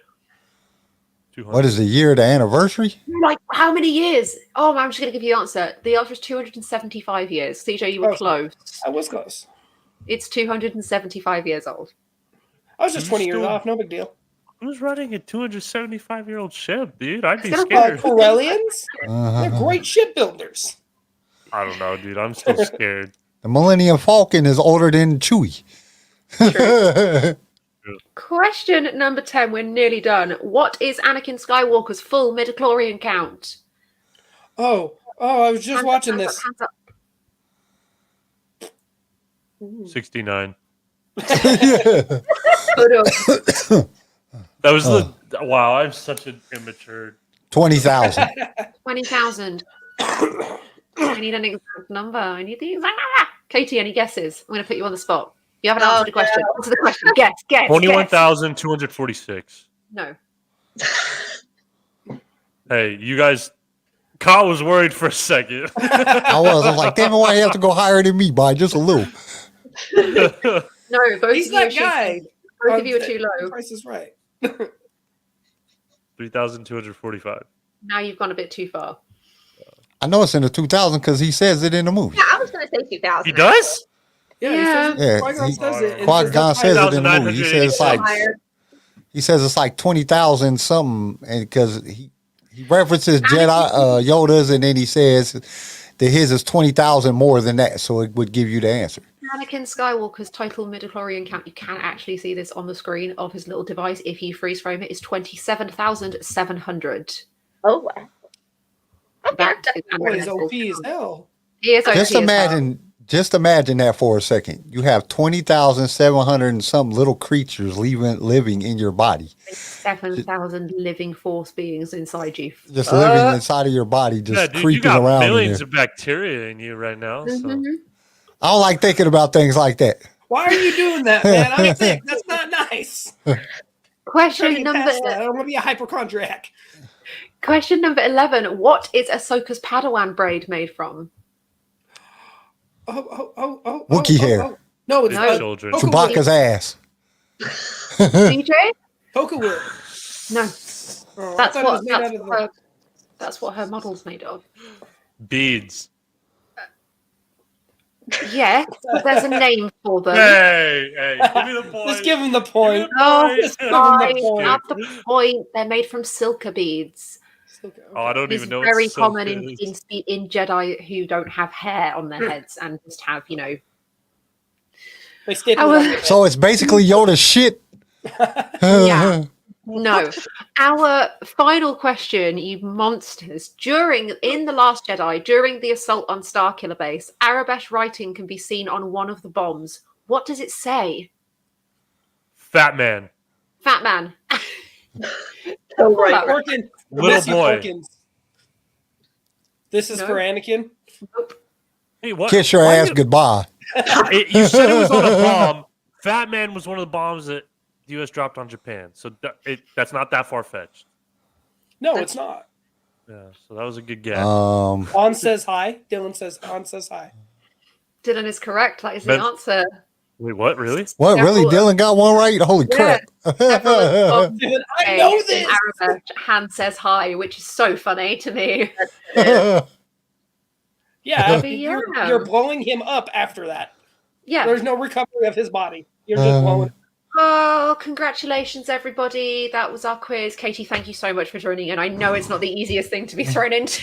No, it's really fun. You guys made it fun, so thank you. And since nobody on the planet knows the answers to any of these questions, we just have fun throwing answers out and just see. It's like it's throwing spaghetti on the wall, seeing if it sticks. I got two right. Is it cooked yet? Is it? Thank you, everybody, for joining us for this fantastically fun episode of LightSaber Radio. Katie, we wish you all the best in your projects and your endeavors. I hope you end up getting to raise the money. I hope you get to achieve what you want.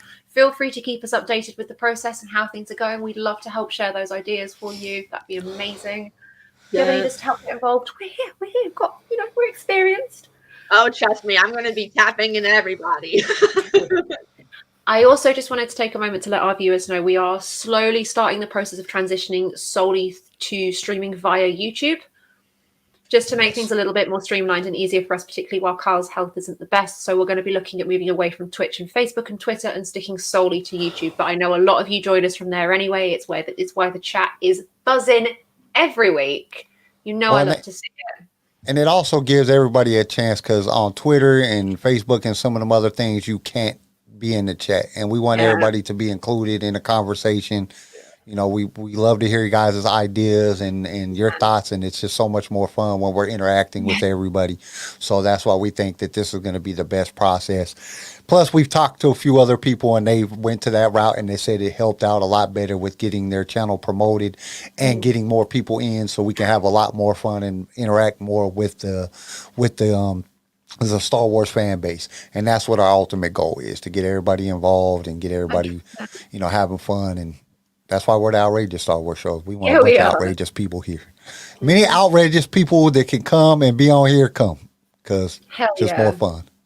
As always, to all of our fans, all of our community, and the Star Wars community at large, be kind, be safe, and may the Force be with every single one of you. Always. We'll see you guys on Wednesday. Thank you for tuning in to LSR. If you enjoyed the show, consider subscribing so you can be notified when new episodes are released. If you would like to be a guest on the show or just want to give us some feedback, feel free to email us. You can also reach out to us on all major social media platforms. They're linked in the show notes below. LightSaber Radio is produced by Pick Film Media and is a Swaycast original, starring Charlie Harwood, Garrison Turcott, CJ Elliott, and Carl McDaniel. And don't forget to join us next time for more adventures in a galaxy far, far away.